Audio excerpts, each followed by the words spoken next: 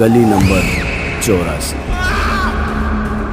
आज पूरे झारखंड को पवित्र कर देंगे, कोई एक भी जिंदा नहीं बचना चाहिए।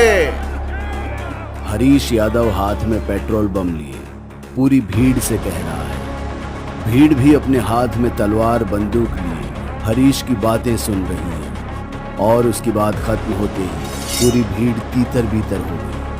लोग हर घर के आगे जाते और घर के मालिक का नाम पढ़ते, और अगर गलती से वो किसी सिख का घर होता तो पूरी भीड़ मिलकर उस घर को आग के हवाले कर देती। फिर उस घर में छिपे लोगों के साथ हैवानियत का वो सलूक करती जिसे सोचकर ही इंसान के रूह कांप जाए। दरअसल ये वक्त था 84, जब उस वक्त की प्रधानमंत्री इंदिरा गांधी की हत्या के बाद पूरे देश में दंगे शुरू हो गए थे।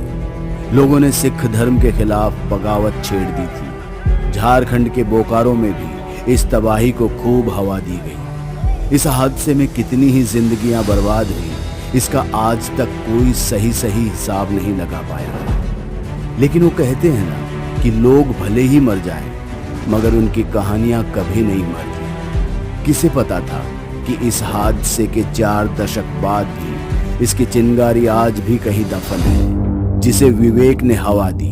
हमारी इस कहानी का हीरो दरअसल विवेक बोकारो स्टील प्लांट में एक इंजीनियर के तौर पर काम करने आया था। दिल्ली के रहने वाले विवेक को बोकारो शहर बहुत पसंद आया। यहाँ का खाना, यहाँ के लोग और यहाँ की भाषा। विवेक बोकारो को बहुत एंजॉय कर रहा था। पर फिर एक रात जब वो अपने कमरे में सो रहा था कि अचानक ही उसे ऐसा महसूस हुआ जैसे वो किसी बिस्तर पर नहीं बल्कि किसी खून से भरे गड्ढे में डूबता जा रहा है। बचाओ मुझे, बचाओ, कोई है, मुझे बचाओ। चिल्लाते हुए विवेक ने जब हाथ पैर मारे तो उसे ये पता लग गया था कि वो अकेला नहीं है। उसके पास और भी बहुत से लोग हैं जो जिंदा नहीं, मुर्दा है। किसी का चेहरा कटा हुआ है तो किसी की आंखें फूटी हुई है। किसी तरह लाशों को दबाते हुए जब वो गड्ढे से ऊपर आया तो उसके जिस्म के खून का कतरा कतरा डर से सूख चुका था। उसके पास लाशों का पहाड़ था। इतने सारे लोगों की ऐसी हालत देखकर विवेक के होश ठंडे पड़ गए। ये भयानक मंजर देख वो चीखने लगा था, क्योंकि दूर दूर तक अगर उसे कुछ दिखाई दे रहा था तो वो थी सिर्फ लाशों से बिछी हुई जमीन। फिर न जाने उसके मन में क्या सूझी, वो लाशों को कुचलता हुआ बेतहाशा ही भागने लगा। पर विवेक जिस लाश पर कदम रखता वो जिंदा हो जाती और विवेक को ही मारने के लिए चल देती। विवेक जैसे जैसे मैदान में भागता जाता उसके पैरों से कुचली हुई लाशें जिंदा हो उसे मारने के लिए चल देती। ये लाशें कैसे जिंदा हो रही है? ये सब क्या हो रहा है मेरे साथ? कोई है, मुझे बचाओ। कोई सुन रहा है क्या मुझे? कोई तो मेरी मदद करो। विवेक पागलों की तरह चीखता चिल्लाता दौड़े जा रहा था, लेकिन जब उसके चारों तरफ लाशों का पहाड़ खड़ा हो गया तो उसने थक कर अपने घुटने टेक दिए और बिलख बिलख कर रोते हुए बोला, ये किस जन्म के पापों का हिस्सा मुझसे लिया जा रहा है? आखिर मेरा क्या कसूर है? कोई कुछ बोलता क्यों नहीं है? कोई कुछ तो बोलो। विवेक जोर जोर से चीखता हुआ अपना सिर अपने घुटनों में दबाए बैठा रहा और एक एक करके सारी लाशें उसके ऊपर गिरने लगी। और महज कुछ ही मिनटों में विवेक लाशों के नीचे दब गया। वो अपनी आखिरी सांसें ले रहा था कि अचानक ही उसकी आंखें खुली तो उसने अपने आप को अपने कमरे के बिस्तर पर पसीने से लथपथ लेटा हुआ पाया। कुछ ही देर में उसे ये समझ आ गया था कि पिछली कुछ रातों की तरह आज की रात भी उसे जागते हुए काटनी पड़ेगी। साला कुछ समझ में नहीं आ रहा है। जब से इस शहर में आया हूं एक भी रात चैन से नहीं सो पाया। कभी कोई मरता हुआ दिखाई देता है तो कभी कोई मुझे ही मार रहा होता है। लेकिन आज तो साली हद ही हो गई। बस अब और नहीं। इस हफ्ते के बाद फैक्ट्री में ही किसी क्वार्टर में डेरा जमा लूंगा। पैसे भी बचेंगे और आने जाने का टाइम भी। विवेक ने खुद से कहते हुए अभी सिगरेट सुलगाई ही थी कि अचानक ही उसे ऐसा महसूस हुआ जैसे कोई उसके पीछे खड़ा है। विवेक ने डरते हुए जब पीछे देखा तो एक सिख आदमी की लाश खड़ी थी, जिसकी पगड़ी से बेतहाशा खून बहे जा रहा था। उसकी आंखों की जगह 2 काले गड्ढे थे और जब उसने मुंह खोला तो विवेक के पैरों तले से जमीन खिसक गई, क्योंकि उसके मुंह से कीड़े निकल रहे थे। और देखते ही देखते उस लाश ने अपना बड़ा सा मुंह फाड़ विवेक पर हमला किया ही था कि विवेक उस लाश को धक्का दे कमरे से बाहर आ गया। पर विवेक के कमरे से बाहर आते ही पूरे मोहल्ले का हुलिया बदला हुआ था। चारों तरफ आग का भयानक मंजर था। लोगों के चीखने, बिलखने और रोने की आवाजों से पूरा आसमान गूंज रहा था। ये अचानक पूरे शहर को क्या हो गया है? अभी शाम तक तो सब ठीक था। अरे ये तो सुशीला आंटी थी, इसके चेहरे को क्या हो गया?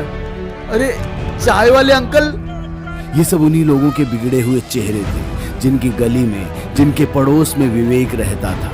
उसने 1-2 लोगों को रोककर उनसे बात करने की कोशिश भी की, लेकिन जैसे ही वो किसी को रोकने जाता, लोग वापस से उस पर ही हमला कर देते और भाग जाते। विवेक अभी सोच ही रहा था, तभी उसे बहुत सारे लोगों के हाथों में तलवार और पेट्रोल बम दिखे, जिनके चेहरे पर सिर्फ और सिर्फ हैवानियत झलक रही थी। आज पूरे झारखंड को पवित्र कर देंगे, कोई एक भी जिंदा नहीं बच के जाना चाहिए। जैसे ही भीड़ के मुंह से विवेक ने ये सुना, वो तुरंत ही कांपता हुआ वापस अपने घर में घुस दरवाजा बंद करने लगा। लेकिन उसकी ये कोशिश सिर्फ कोशिश ही रही। भीड़ से बहुत से लोग सीधा विवेक के घर में घुस आए थे। ये तेरा घर है? इसका मालिक कौन है? तू ही है ना इसका मालिक? बोल। अरे बोलता क्यों नहीं? साले सच छिपा रहा है, गद्दार। मैं कहता हूँ यही है जी ढिल्लो, ये इसी का घर है। विवेक अलग अलग लोगों को ये सब कहता हुआ सुन रहा था। सबके सब उसे धक्का दे पूछ रहे थे, लेकिन एक भीड़ का ऐसा भी भयानक चेहरा हो सकता है, ये उसने सपने में भी नहीं सोचा था।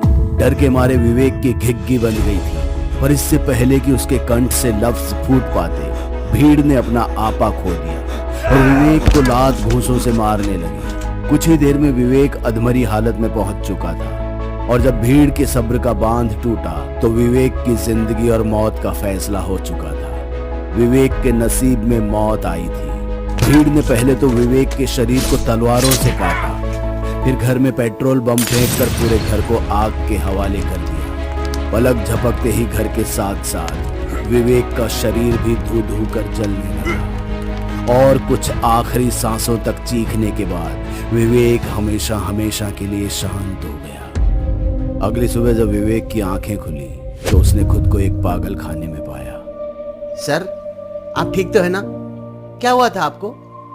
विवेक के मैनेजर ने उसके होश में आते ही उससे तुरंत पूछा, पर अपने मैनेजर का सवाल सुनकर भी विवेक अपने आसपास की चीजों को ऐसे देख रहा था जैसे वो इस दुनिया का हो ही नहीं। कौन थे वो लोग? इंसान इतनी हैवानियत पर भी उतर सकता है, ये मैंने कभी सपने में भी नहीं सोचा था। क्या हुआ था सर आपको? पड़ोसियों ने बताया कि आपके कमरे से चीखने चिल्लाने की आवाजें आ रही थी। सब ठीक तो है ना सर? हाँ, सब ठीक है। बस अब मुझे ये जानना है कि जो कुछ भी मैंने देखा या जो कुछ भी मेरे साथ हुआ, वो मेरे साथ ही क्यों हुआ? आखिर कोई ना कोई कनेक्शन तो जरूर है। मैं इसे जानकर ही रहूंगा। मैनेजर सर, बस आप मेरा एक काम कर दीजिए। मुझे 84 के दंगों के बारे में सब कुछ जानना है। आखिर उस रात ऐसा क्या हुआ था जिसकी आग आज भी कितने सीनों में जल रही है, ये किसी को नहीं पता। मुझे वो सब कैसे पता चलेगा सर? आप कुछ जानते हैं इसके बारे में? विवेक की सारी बातें सुनकर मैनेजर उसे एक पुराने अखबार के प्रिंटिंग प्रेस में ले गया, जहां बहुत सारे अखबार धूल खा रहे थे। बहुत ढूंढने के बाद विवेक को उसके सारे सवालों के जवाब मिल गए। दरअसल 84 के दंगों के दौरान एक खबर ऐसी छपी थी जिस पर किसी ने गौर ही नहीं किया। दंगों के दौरान दंगाइयों ने एक पूरी गली को आग के हवाले कर दिया था। गली नंबर 84, जहां आज वो खुद रहता है, और उसी गली में मौजूद सारे लोगों को एक ही रात में मौत के घाट उतार दिया गया था। उनका वजूद हमेशा हमेशा के लिए इस दुनिया से मिट चुका था।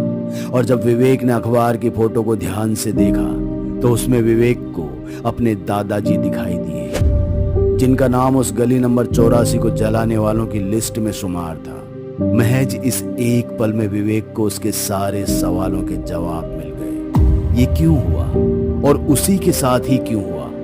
सबके सब जवाब उसे एक ही फोटो में मिल चुके थे, पर अब वक्त और हालात दोनों बदल चुके थे।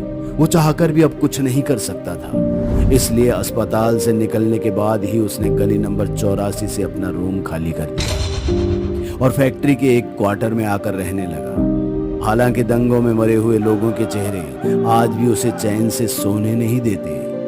विवेक आज भी इसे अपने पूर्वजों की एक गलती मान इस पाप का बोझ लिए आज भी बोकारो स्टील प्लांट में काम कर रहा है, क्योंकि भूलने की बीमारी जिंदा लोगों को होती है, मरने के बाद तो अगला पिछला सब याद आता है।